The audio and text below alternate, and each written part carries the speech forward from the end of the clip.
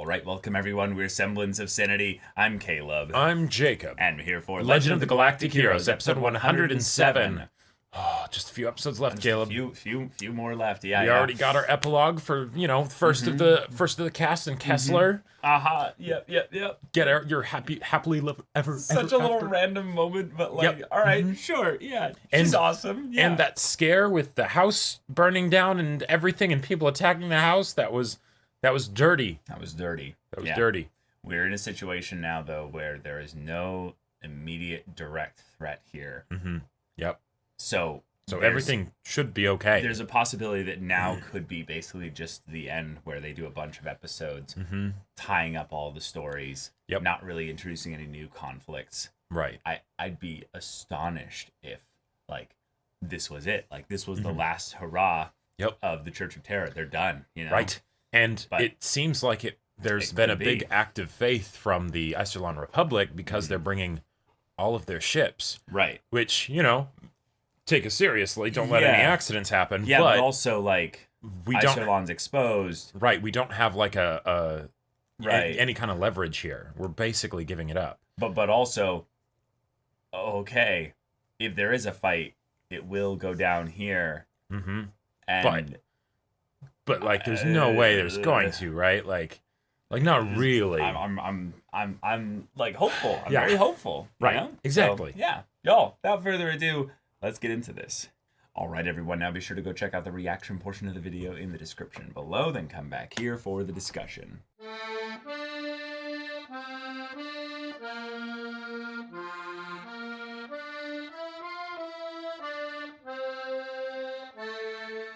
All right. Well, this is not good. This is not good. Yeah. On multiple levels. At the same time, though, we've got a final battle of sorts, and we do.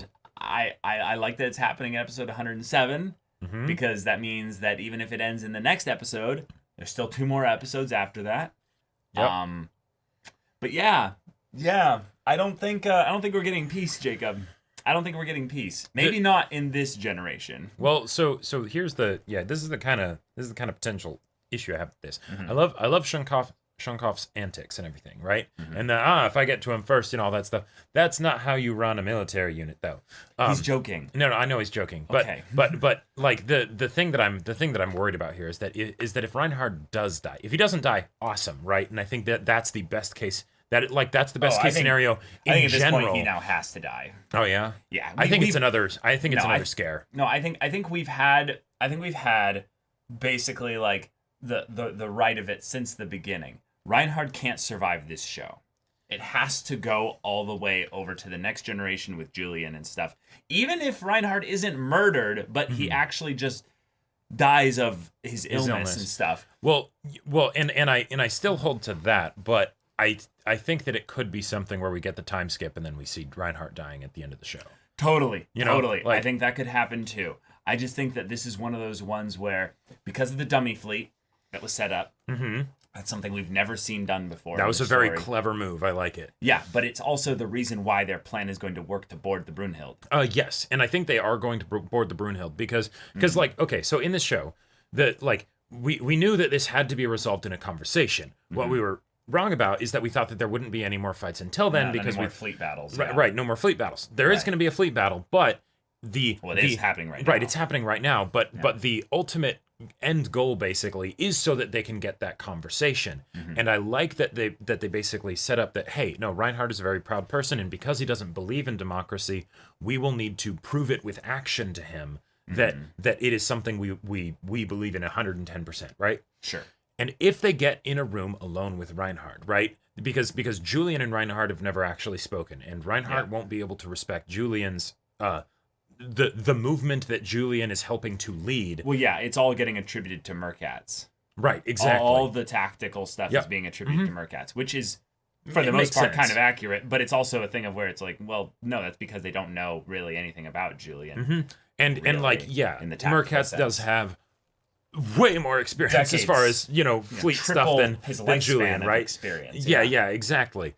But Julian does have some really clever stuff that he's doing, and so in this situation, even if they were to negotiate, I I feel like it would be very tough to set up the actual stakes where they can have negotiation that's on equal footing. Unless they do something like this, right? And where suddenly it's the no, maybe Julian and Reinhard are literally the only people in the room, right? Like everyone else is outside, and it's just like, hey, let's talk, and nobody knows what went on in that room, you know, where it happened, right? Reference, yeah. But you know, things were said, right? Where it happened. Exactly, and then Reinhard ends up being, you know, persuaded or something, right? Like, or Reinhard ends up, because he's delirious or in this weakened state, ends up being a lot more vulnerable with Julian, of opening up about stuff of like, yes, you also lost a friend in Yang, I lost one in Kirheis, you know, or who knows, right? Yeah, the conversation is going to be really good. It's just the question of whether or not this is the story where the tragedy of humanity came so close to breaking the cycle, and we failed because, well, ultimately people are going to continually seek out for tomorrow, the new century, you know. That was a nice little on the nose ship name there. Yeah. But if Reinhard dies, it's not entirely over for negotiation, because technically, and this is something they built up a while ago, but we thought it was because Reinhard was going to die back then. Oh, that's true. What is set up for Mariendorf.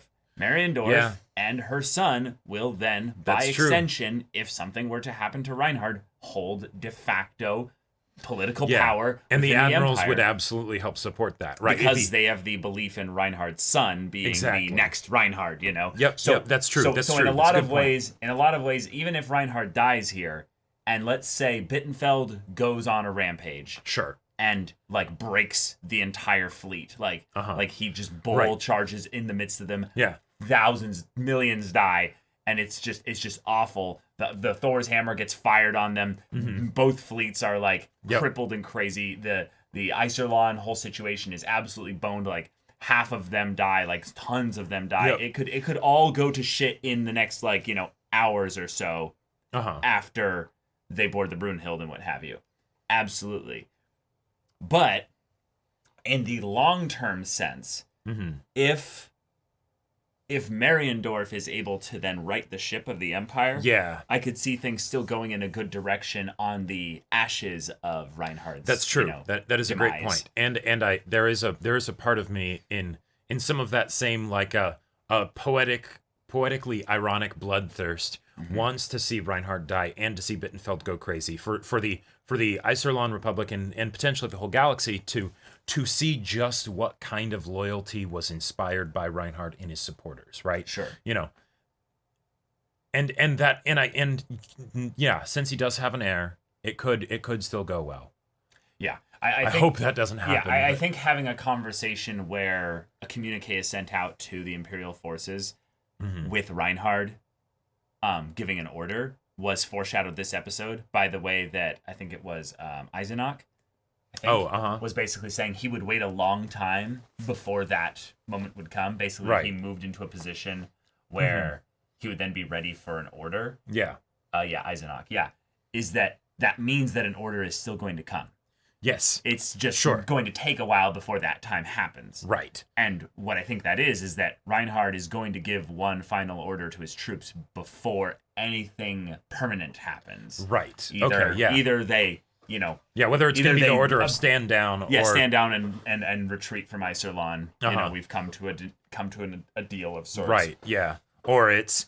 this is my final order before I die or something, you know. Right. I ask that you do not, you know, seek revenge on my death or something like that. Right.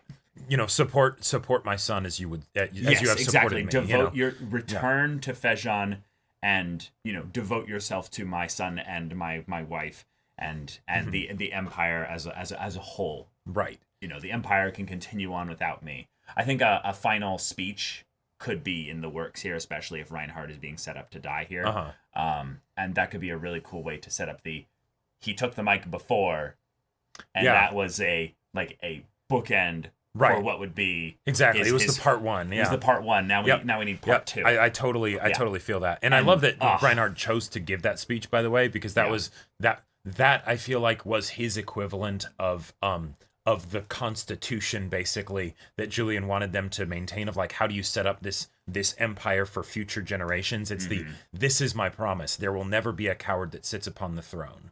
You know, right? Like, you will never be commanded from the rear. Like it totally sounds like the kind of thing that would be like, oh, I'm about to die. Yeah, but, and like that becomes a mantra where from then on, even if it's not like written down in law anywhere, that becomes like a staple of everyone who comes after. Yeah, you know, but all right, okay. They also had the thing of the Doctor and Mecklinger being awesome with like the.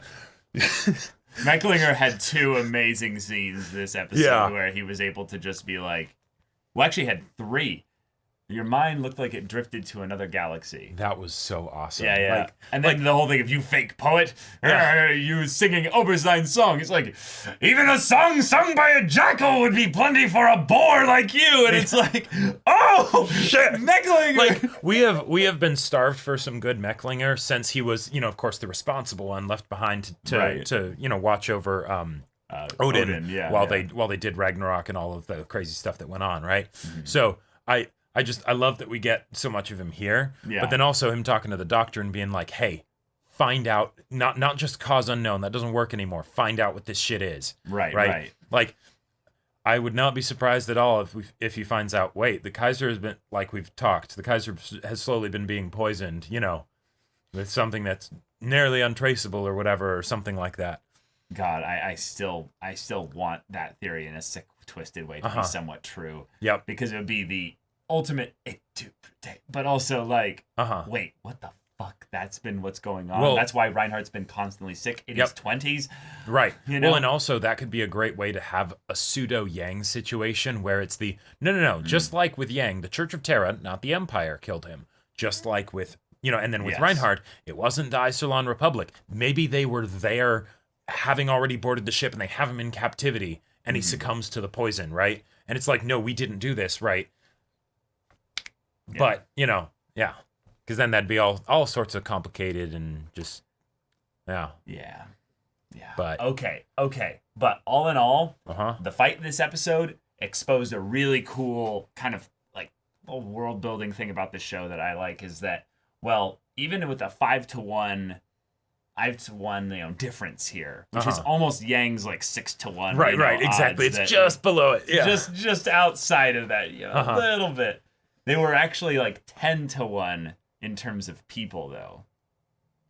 It was like 5 million troops to their, you know, 50,000 ships, but to 500,000 troops on about 10,000 ships. Right. And the idea that all these people that survived were, you know, this number is so small. This is what remains of the Yang fleet, basically. Yeah. These are all the people that have basically been through everything. So these soldiers, these few, are like the best of the best of the best that actually, like, you know, made it through all that crazy shit. You know, there's definitely some that, you know, wouldn't be, but a large number of them are. Right. And just having little moments of like, oh man, we got like 42 of us or 52 of us. Man, an entire cruiser. This is bullshit. We need an octopi in here. Like, give us more hands. But then they keep joking about the time. Oh yeah, I was at a wedding once where the bride ran away with the groom's son, so there was all this food left over, and 80 people had to eat it. It was wonderful. You're like, holy shit. Well, we got a pig on our midst. Right. Like, I love the way in which all these people are going to be the ones that potentially survive even this. Like, that's the thing that's really exciting, is that the story will be told. Yeah, the legend of the Galactic heroes. Right. He's telling the legend of the pigs of the, you know, the remaining 80. And it's the idea that, regardless of whether or not this goes in a direction where Reinhard dies or Reinhard lives, the people here will tell this story. And it's in the way that we get all these little details through things like Poplin hearing on, you know, the Spartan communications of sorts. You know, it's like, oh, wait, I think something's wrong with Reinhard. Like, he's been ill a lot, so maybe he collapsed again. You know, just an idea, just throwing this out there. Or, and I like that it was something where, because he was in a little fighter flying amidst the ships, he picks up on the on the chatter basically because his ship literally can fly in the way of the signals, you know. Yeah, exactly. So he's just like spinning it, going through right, and it's just like, oh wait, what's this? Channels, and he's like, okay, all right. Yeah. But yeah, I mean, having the series come to a dramatic conclusion on the ship that has carried Reinhard all this time in the same potential fashion that Yang ended things with a tense negotiation in the very beginning of the story by attaching himself to the Brunhild feels very like circular. We've come all the way back to the beginning. Oh yeah. And I think because that's the way this is going, it's not only going to work it's going to work. I think it's going to work exceptionally well. I think it will. I think it's going to work ridiculously well. I think it will. And I'm very excited to see how this goes because as far as because since up before this episode, we were kind of thinking it was just going to be a conversation. It's like, well, how do you make a conversation still have that same kind of dramatic narrative weight, right? Because there's all the build-up, right? But there's nothing necessarily happening in the immediate to be like, oh, this conversation, everything hangs in the balance right here, right? Yeah. But if you have something like this where they're on board the Emperor of the Universe's capital ship, right? And they've taken it over, and the 50,000 ships of the Imperial forces are like, you're fucking dead, right? We will end you. We will do things to you that you wouldn't even imagine, right? I would love to see an instance where ships of the Imperial side realize what they're doing and literally physically try to block the Alliance ships, like the Isolon Republic ships, from getting through. Right. It's like, no.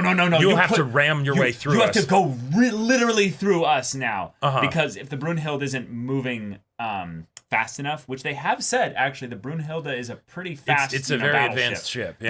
But it is also a battleship. It is big. Yeah, it's one of the ones that commands fleets. So, like the Ulysses or whatever, it's got the billion guns on the front. Yeah. And given that there's a definite setup for them to be not on board one of the bigger ships, but on a form of a bunch of little mini boarding craft. They're going to be small, fast, impossible to avoid. But it's the question of whether or not they'll spot them with their point defense guns. Sure. Whereas the big probable reserve fleet that has been sitting there with dummy kind of, AI instructions and stuff is just, that's hilarious. They could literally just send those all in as a ramming 2,000 ships or whatever. That's what I'm saying, yeah. That's what I'm saying, yeah. That they will be basically the perfect cover and that they'll think they're going to ram, a Kaiser's ship. Right, the ships are loaded with explosives or something. Sure. They're gonna, and it's like, no. They could, but actually what they're doing is just being sent in that indiscriminate direction. Just go that way. Right. And we'll be amongst them, maybe even attached to like one of them that's in the middle or something. Yeah, so that way they don't pick it up on the sensors and then they just detach it. Yeah, right at the last second. And then suddenly it's like, oh shoot, they have some Spartanians in here. Yeah. Yeah, actually that's a really good point. One of the best things they could do is also board their fighters onto one of the dummy ships and then launch from there when they get close enough. Right, to help kind of try and clear the way. To help clear the way, but also to take out what will probably be a swarm of Imperial fighters. Yes, that's a good point. Who will deploy to be like, just unload all your torpedoes, your missiles, it's your everything. It's going to be Return of the Jedi with, we have, some X-Wings and Y-Wings, and then suddenly just a vomiting locust swarm of TIE fighters just come at them. Oh, no, Yeah. I'm excited for this. As an epic fight dramatic conclusion, this is the kind of shit I would want. Yeah. But I didn't think we were going to get, because I thought we were in just epilogue land. Right. This is the best way I think they could have this happen without it feeling like it's just, we got to have a fight at the end, so let's shoehorn one in, even though twice now we've been like, yes, let's do negotiations, and then it gets disrupted, Yeah. But y'all, thank you so much for watching this episode's reaction and discussion. If you want to see the next episode's reaction and discussion right now, though, go check out the link in the description below for our Patreon. You can get on early access there. You can watch full-length timer reactions there, and all this comes with Discord access. You can chat with us in the community there about this show, about anime in general, and also be sure to check out our Twitch channel. We stream every weekday. The info's in the description. Yeah, so if any of that interests you, we'll see you there. But until then, we're Semblance of Sanity. I'm Caleb. I'm Jacob. And we'll see you all next time.